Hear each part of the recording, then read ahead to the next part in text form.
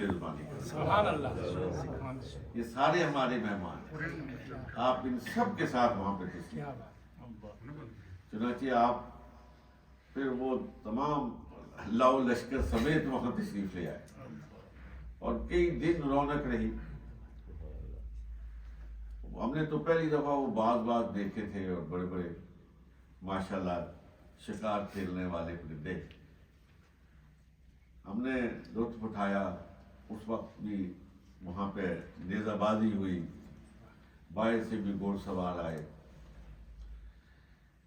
میں آج صرف یہ کر رہا تھا کہ سیاح شریف کے ساتھ محبت اور مودت کا تعلق ایک صدی کو محیط ہے،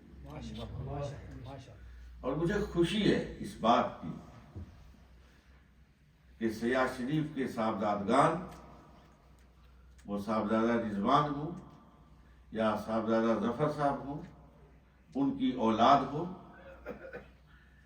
یہ سب تعلق نبھانے والے لوگ ہیں، محبت کو پروان چڑھانے والے لوگ، تعلقات کے قدردان لوگ ہیں۔ اللہ تعالیٰ اس نسبت کو، اس تعلق محبت کو نسلاً بعد نسل منتقل فرمائے۔ عزیزان گرامی، ابھی علامہ صاحب نے بھی ارشاد فرمایا، یہ جو علامہ صاحب ہیں ان کو دیکھ کر مجھے ایک شخصیت یاد آ جاتی ہے، اور حقیقت ہے کہ میں نے ان کو دیکھا تو میں کوئی 10-15 سال پیچھے چلا گیا، اور حضرت شیخ العالم پیر علاء الدین صدیقی دامت رحمت اللہ تعالی علیہ کے ساتھ گزرے ہوئے دن، صبح اور شامیں، وہ سفر اور حضر آنکھوں کے سامنے گھومنے لگا۔ کیا اخلاص کا، محبت کا اور مودت کا مجسم شخص تھا۔ اس دنیا سے چلا گیا لیکن داستان محبت کو رقم کر گیا۔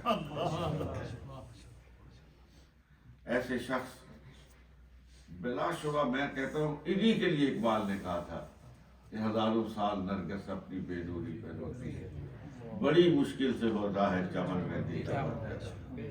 یہ دیدہ ور بھی ایسا تھا جو صدیوں بعد پیدا ہوتا ہے۔ میری دلی دعا ہے اللہ رب العزت ان کی قبر پر اپنی رحمتوں اور برکتوں کی برسات فرمائے۔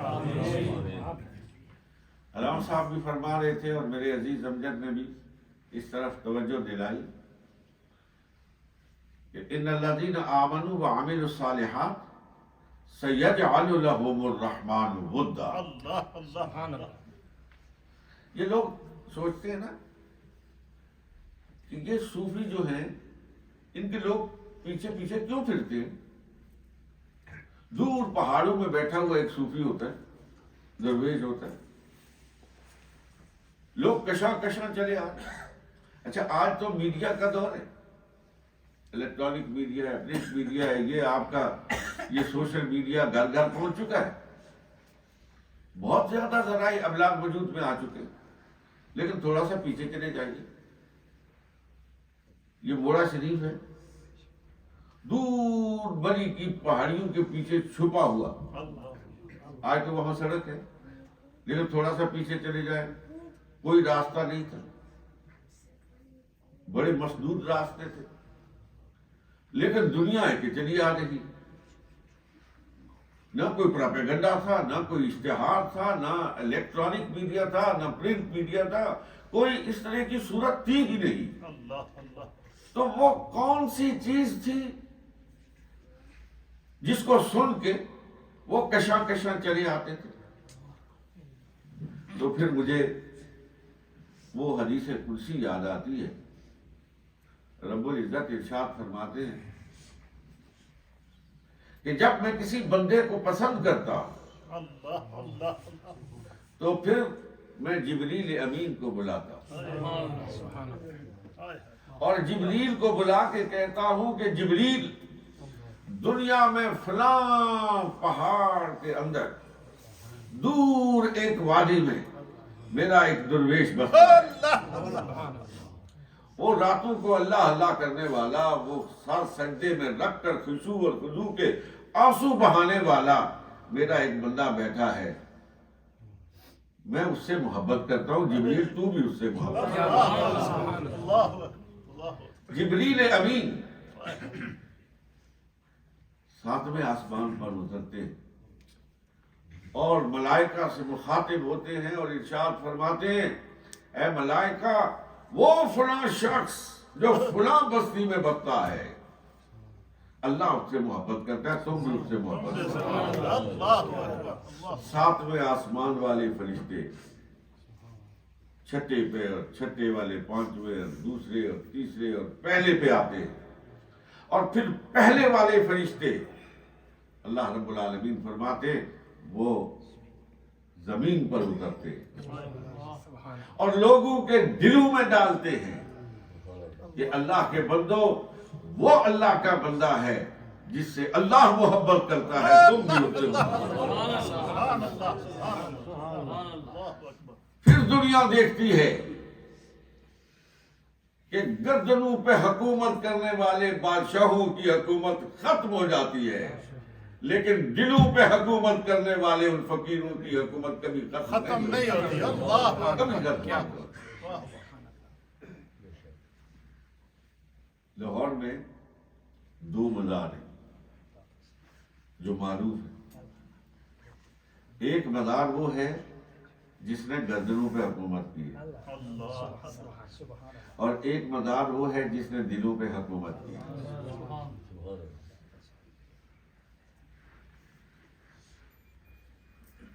اس گردنوں پہ حکومت کرنے والے کی بیگم تھی نور جہاں، جس کے اشارہ ابرو پر لوگوں کی تقدیریں بدل جایا کرتی۔ آج جائیں نا اس کے مزار پر تو اس کے مزار کے باہر ایک شعر لکھا ہوا ہے، اگر آپ میں سے کوئی گیا ہو نور جہاں کے مزار پر تو شاید اس کو یہ شعر پڑھنے کا موقع ملا ہو۔ اس نے کس موقع کے لیے لکھا تھا؟ یہ اس کا اپنا شعر ہے، یہ نور جہاں کا شعر ہے، کسی اور کا نہیں ہے۔ کس موقع کے لیے اس نے اسے موضوع کیا تھا اللہ بہتر جانتا ہے، لیکن آج اس کے مزار پر وہ لکھا ہوا شعر صاحب مزار کی حقیقت کو بیان کر رہا ہے۔ اس نے کہا تھا، بر مزار ماں غریباں نئے چراغے نئے گلے۔ ہم غریبوں کا کیا مزار ہے؟ نہ کوئی چراغ ہے، نہ اس پہ کوئی آنے والا پروانہ ہے، نہ کوئی پھول ہے، اور نہ اس پر کوئی چہکنے والی بلبل ہے۔ بر مزارے ماں غریباں نئے چراغے نئے گلے، نئے پرے پروانہ سوزت نئے صدائے بلبلے۔ نہ کوئی یہاں پروانہ آتا ہے، نہ کوئی بلبل چہکتی ہے، اور حقیقت حال یہی ہے۔ وہاں جا کے دیکھیں، صرف پکنک منانے کے لیے لوگ جاتے ہیں، لوگ گھوم پھر کے آ جاتے ہیں، کوئی فاتحہ بھی نہیں پڑھتا ہے، لیکن ادھر ایک مزار ہے جس نے گردنوں پہ نہیں دلوں پہ حکومت کی ہے، اور وہ مزار ہے داتا علی حجویری کا۔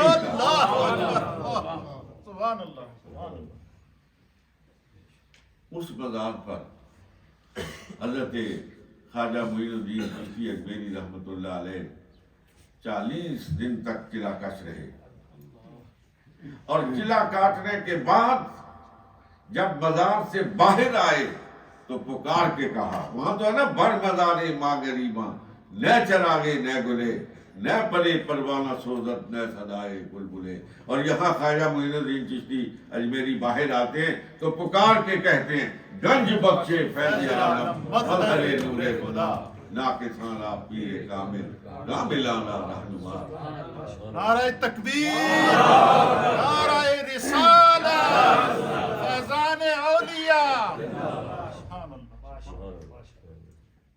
آپ میں سے کتنے لوگ لاہور گئے؟ بڑا افسوس ہے، اتنی بڑی اپنے ملک میں جایا کرو، اپنے ملک کے ساتھ رشتہ قائم کرو۔ ایک تلخ سی بات کہنے لگا ہوں، شاید آپ کو بری لگے، لیکن ہضم کر جائے اسے۔ آپ کتنا بھی برطانوی بننے کی کوشش کریں نا، اور میرے نوجوان بیٹے بے شک ایک دفعہ دن میں نہیں پوری تصویر ہو لیں کہ جی ہم برٹش مسلم ہیں، بے شک ہے، کہتے رہے، لیکن برٹش آپ کو کبھی برٹش مسلم تسلیم نہیں کرتے۔ جب بھی وقت آئے گا تو وہ آپ کو پاکی ہی کہیں گے، پاکستانی کہیں گے۔ میں یہ نہیں کہتا کہ یہاں آپ آسودہ زندگی کیوں گزار رہے ہیں، اللہ تعالیٰ آپ کی آسودگی میں اور اضافہ فرمائے، اور اضافہ فرمائے۔ میں صرف یہ کہنا چاہتا ہوں کہ اپنے ملک کے ساتھ ایک تعلق اور رشتہ قائم رکھیں، وہی آپ کی بنیاد ہے۔ وہاں ایک اور بادشاہ کا مزار لاہور میں، ایبک روڈ پہ، وہ اسی کے نام سے موسوم ہے، قطب الدین ایبک۔ یہ قطب الدین ایبک وہ تھا جس کی حکومت چین کی سرحدوں سے لے کر وسطی ایشیائی ریاستوں تک پھیلی ہوئی تھی، سارے بر صغیر کا حکمران تھا۔ لیکن میں نے آپ سے پوچھا نا کہ لاہور گئے، لاہور تو گئے ہوں گے، قطب الدین ایبک روڈ پر گئے کبھی ایبک کے مزار پر گئے؟ نہیں گئے۔ پورے بر صغیر کی حکومت کا مالک قطب الدین ایبک، یقین کرو میں گیا ہوں وہاں، دن کے 12 بجے جاؤ، دن کے 12 بجے مغموم نظر آتا، کوئی بندہ نہیں، کوئی پرسان حال نہیں، کوئی ہاتھ کھڑا کرنے والا نہیں۔ اور دوستو آپ یقیناً گئے ہوں گے، داتا صاحب کے مزار پر رات کے 12 بجے جاؤ، وہ دن کے 12 بجے مغموم نظر آتا ہے، یہ رات کے 12 بجے انسانوں کا ہجوم نظر آتا ہے۔ یہ کیا ہے؟ یہ اللہ کا وہ فرمان ہے کہ ان الذین آمنوا وعملوا الصالحات سیجعل لهم الرحمن ودا، کہ عمل صالح کرنے والے اصحاب ایمان، یہ کوئی اور لوگوں کے دلوں میں ان کی محبت پیدا نہیں کرتا، میں خدا پیدا کرتا ہوں، اور جس محبت کو خدا پیدا کر دے، کوئی کسی جیلم لاہور ادھر ادھر کی گلی میں بیٹھا ہوا کوئی آج کا متجدد اس کو دل سے نہیں نکال سکتا، کوئی نہیں نکال سکتا۔ اس محبت میں اضافہ ہی ہوتا رہتا ہے، اضافہ ہی ہوتا رہتا ہے۔ نعرہ تکبیر، نعرہ رسالت، یا رسول اللہ۔ ان اولیاء کے ساتھ تعلق، ان کے ساتھ نسبت، یہ اپنے ایمان پر چوکیدار بٹھانے والی بات ہے۔ اللہ اکبر، اللہ۔ یقیناً بہت بڑے صاحب علم حضرت علامہ آپ کے خطیب ہیں، آپ نے بارہا سنا ہوگا۔ دیکھیں اللہ رب العالمین بڑی وضاحت کے ساتھ فرماتے ہیں، یا ایھا الذین آمنوا اتقوا اللہ۔ ایمان تو پہلے ہے، ایمان ہے، اتقوا اللہ کیا ہے؟ وہ نمازیں پڑھتے، وہ روزے رکھتے، وہ حج کرتے، وہ زکوٰۃ دیتے، وہ نوافل پڑھتے، وہ ہر اچھا کام کرتے ہیں، ہر برے کام سے رکتے، وہ متقی کہلاتے۔ فرمایا ایمان بھی تمہارے پاس ہے، ایمان بھی تمہارے پاس ہے، عمل صالح سے آراستہ زندگی بھی تمہارے پاس ہے، اس کے باوجود میں رب العالمین تمہیں حکم دیتا ہوں وَكُونُوا مَعَ الصَّادِقِينَ، سچوں کی صحبت اختیار کرو۔ وہ تمہارے ایمان پر بھی پہرا دیں گے اور تمہارے تقوی و طہارت پر بھی پہرا دیں گے۔ مرشد کامل ہونا، مرشد کامل ہو، انسان گمراہ نہیں ہو سکتا، کامل ہونا چاہیے۔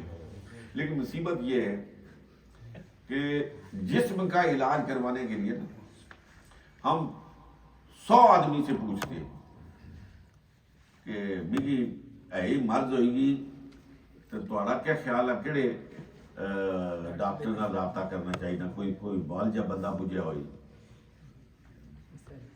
ایسا ہی ہے نا. لیکن دل کا علاج کرانے کے لیے ہم کسی سے مشورہ نہیں کرتے. ایسے ہی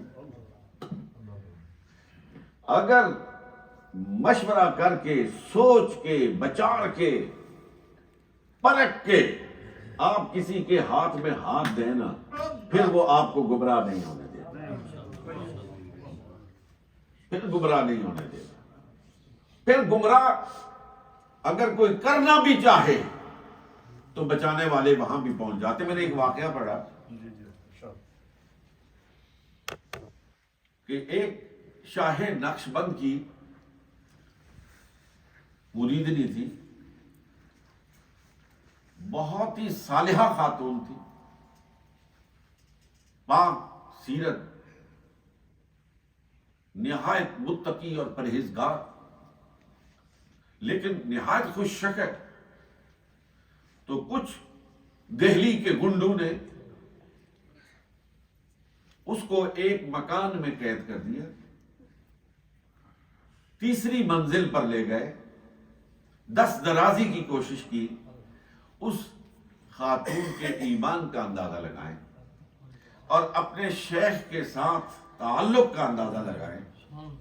اس نے کہا دیکھو تم میرے قریب بھی مت آنا اس لیے کہ میرا شیخ مجھے دیکھ رہا ہے. اللہ تو بہت ہی بڑی ذات ہے نا. نے کہا میرا شیخ مجھے دیکھ رہا ہے. انہوں نے کہا تمہارا وہمہ ہے, یہ دہلی ہے, شیخ تیرا وہاں بیٹھا ہے بخارا میں, وہ کہاں سے دیکھ رہا ہے. بہرحال انہوں نے جب اس کی طرف بری نیت سے ہاتھ بڑھایا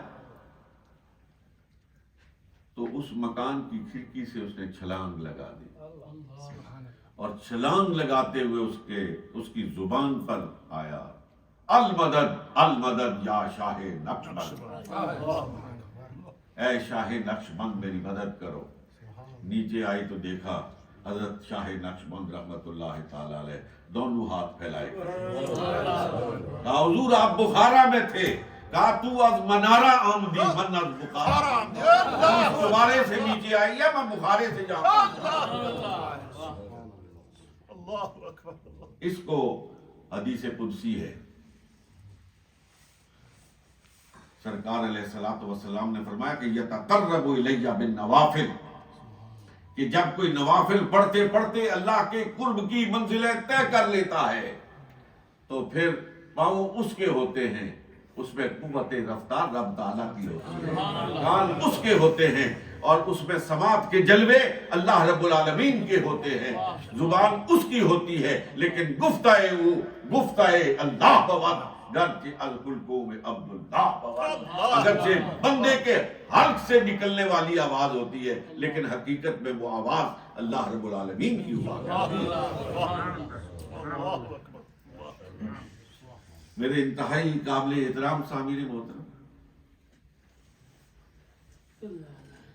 دنیا اللہ والوں سے خالی نہیں ہے, اور یقین کریں جو سرور عالم و عالمیان صلی اللہ علیہ وسلم نے ارشاد فرمایا کہ جب اللہ اللہ کرنے والے, یہ ذکر اللہ کرنے والے, یہ خشوع اور خضوع کرنے والے بند ہو جائیں گے, ختم ہو جائیں گے تو قیامت برپا ہو جائے گی, قیامت آ جائے گی. یہ موجود ہیں, ان کی وجہ سے میرا بھی بھرم قائم, آپ کا بھی بھرم قائم, اور امت مسلمہ پر اللہ رب العالمین کی وقتاً فوقتاً رحمتوں کا نزول بھی ہوتا رہتا ہے. آزمائشوں سے بھی ہم گزرتے ہیں لیکن اس کی رحمت اور برکات کا نزول بھی ہوتا رہتا ہے. مجھے ایک بات یاد آئی, حضرت میاں میر رحمت اللہ تعالی علیہ, لاہور میں ہی ان کا بھی مزار ہے. ان سے ایک شخص نے پوچھا حضور بدی اتنے زوروں پر آ گئی ہے, بے حیائی ہے, فحاشی ہے, عریانی ہے, کوئی حال نہیں ہے، قیامت کیوں نہیں آ رہی؟ آپ نے فرمایا رات کو آنا، بتاؤں وہ عشاء کے پڑھ کے آگے حضرت جی بتائیں، اب بیٹھ جاؤ، بیٹھ گیا۔ پھر تھوڑی دیر بعد کہا، آپ نے کہا ابھی بیٹھو۔ جب آدھی رات ہوئی نا تو کہا آؤ بتاتا ہوں۔ اس کو لے کے لاہور کی گلیوں میں نکل پڑے۔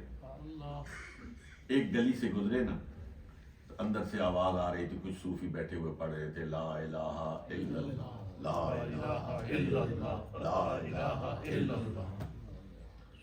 فرمایا سنا؟ تھوڑا آگے گئے تو دیکھا ایک مجلس لگی ہوئی ہے اور ایک حضور علیہ الصلوۃ والسلام کا نعت خوان پڑھ رہا ہے، صلی علی نبینا، صلی علی محمد، صلی علی شفیعنا، صلی علی محمد۔ تھوڑا سا آگے لے گئے، دیکھا تو کچھ لوگ مراقبے میں بیٹھے ہوئے، آگے گئے کچھ لوگ قرآن پڑھ رہے۔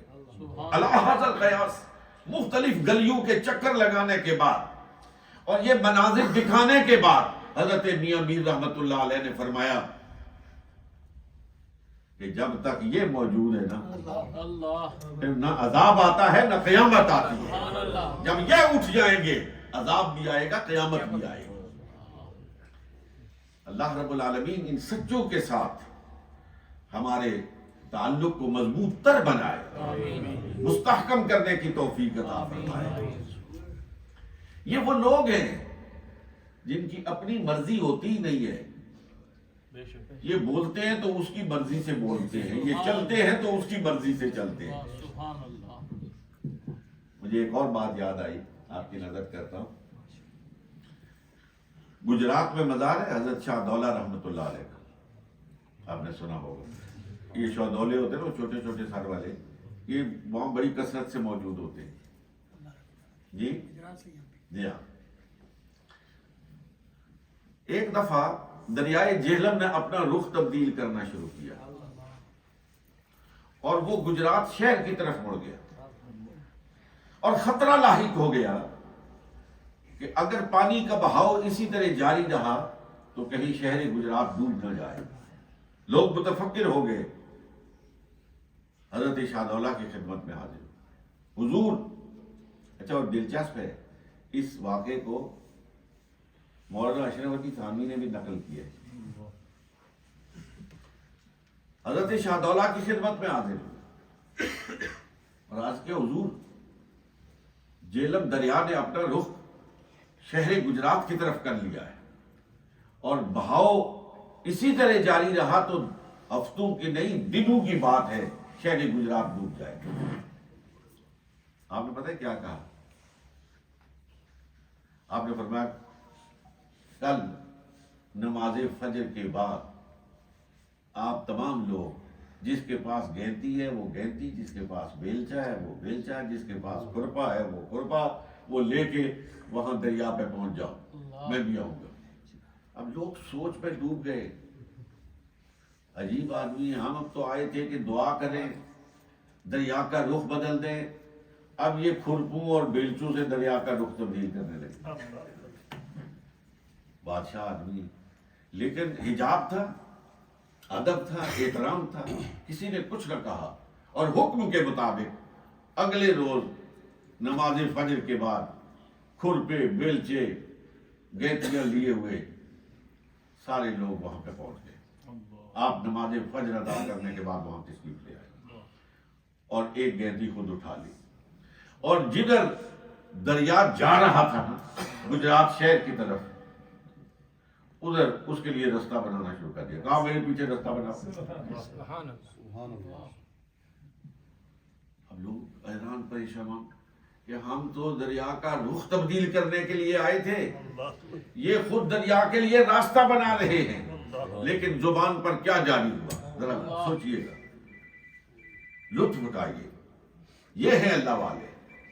آپ نے فرمانا شروع کیا، گہتی لی، کھودنا شروع کیا اور فرمایا جو مولا کی مرضی وہی دولا کی مرضی، سبحان اللہ، سبحان اللہ، واہ، جو مولا کی مرضی وہی دولا کی مرضی۔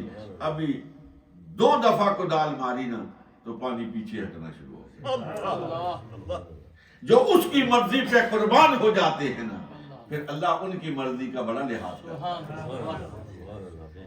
اللہ رب العالمین ہمیں مشائخ سیاہ شریف کے ساتھ محبت اور مودت کا تعلق عطا فرمائے. تمام بزرگوں کے ساتھ اولیاء اعظام کے ساتھ مستحکم تعلق قائم کرنے کی توفیق عطا فرمائے. اللہ رب العالمین ان بزرگوں کی نسبت کا صدقہ ہمارے ایمانوں کو استقلال عطا فرمائے. وآخر دعوانا ان الحمدللہ رب العالمین.